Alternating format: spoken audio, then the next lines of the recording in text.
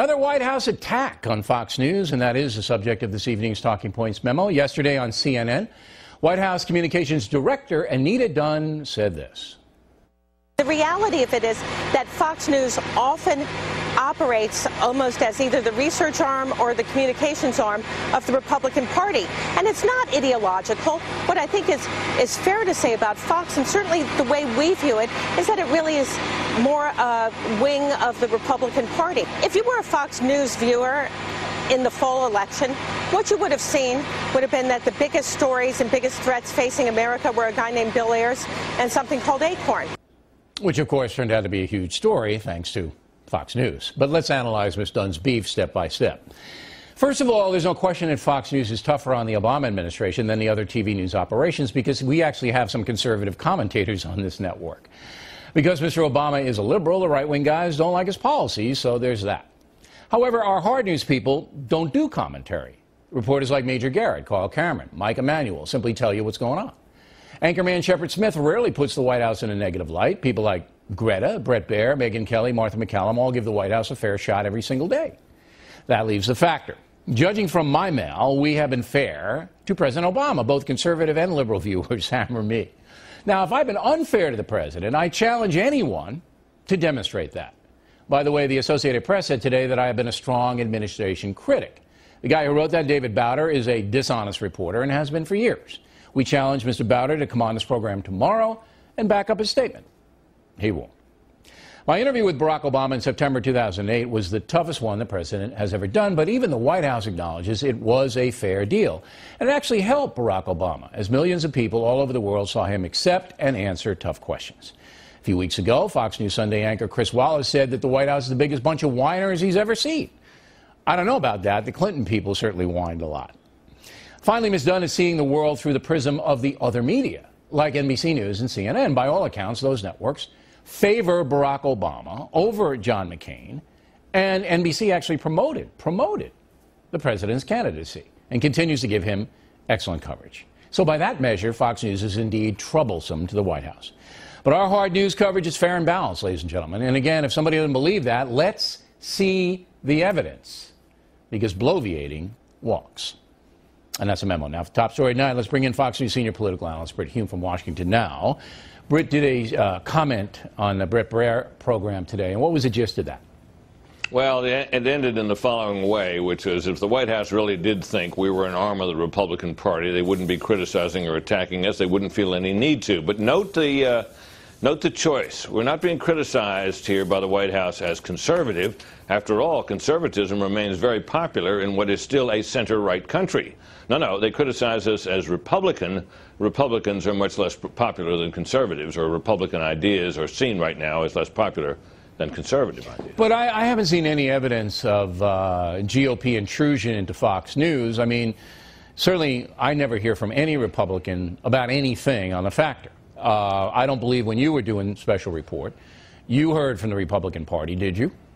No. I mean, look, we have a lot of conservatives on Fox News, and we don't have very many people who are down-the-line advocates for whatever the Republican Party is up to. The Republican Party takes a fair amount of fairly sharp criticism on Fox News and has for a long time. So what do you think is the motivation by Ms. Dunn? She's not doing this on her own. This was the subject of shore-up meetings in the White House, and I'm sure President Obama knows what's going on as well. What do you think they're trying to accomplish? Well, they wouldn't be doing this if they didn't feel stung by some of what's coming from Fox News. And you look at what happened, for example, to that fellow Van Jones, who was excoriated, revealed really, for what he turned out to be, which was he was a guy whose views turned out to be kind of out there where the buses don't run, and he was eventually forced to step aside. Now, look, if it was just right-wing criticism and Republican Party talking points, the guy'd still be there today. So it was more than that. Some of these critiques and some of this reporting that's been done has done some, I think, some damage to the White House and to this administration. The skeptical coverage of health care, the skeptical coverage of the stimulus bill and all that. They don't like that. It's been much.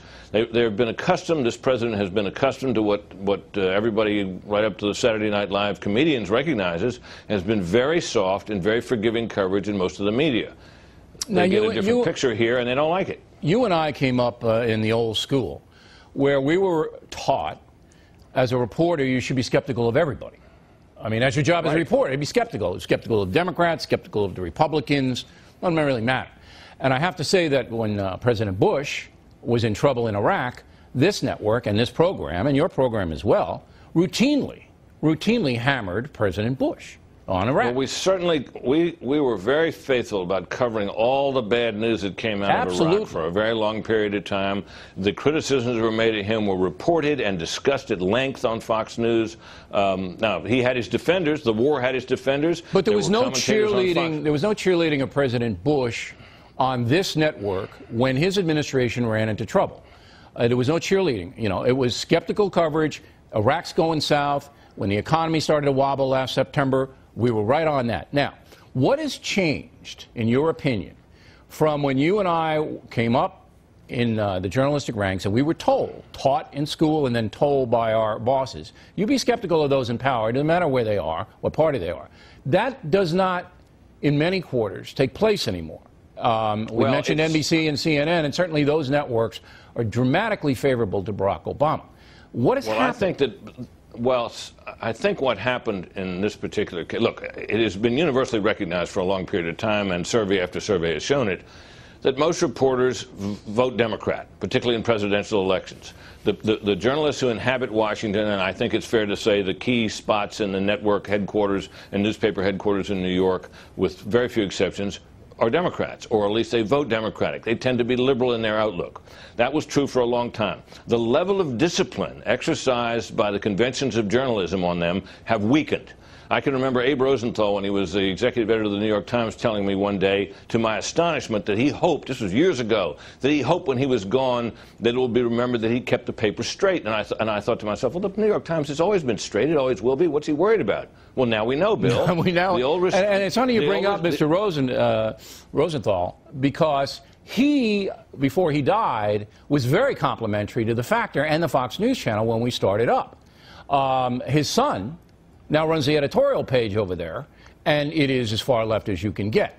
Okay, so you say that the a lot of the old conventions and restraints have disappeared, and they completely collapsed. But why have they disappeared? Why? Well, I can't tell you exactly why. All I can tell you is that I noticed this as a reporter for many, many years with other media before I came to Fox News. It wasn't that I couldn't report the news in the way that I saw fit. It was that I often had to argue for doing it a different way than the headlines on the front page of the New York Times seemed to direct the network coverage. And I know this bias has always been there, but I think that there was a total collapse of it in the case of Barack Obama. The media fell in love. They were tired of President Bush. They never liked him much in the first place.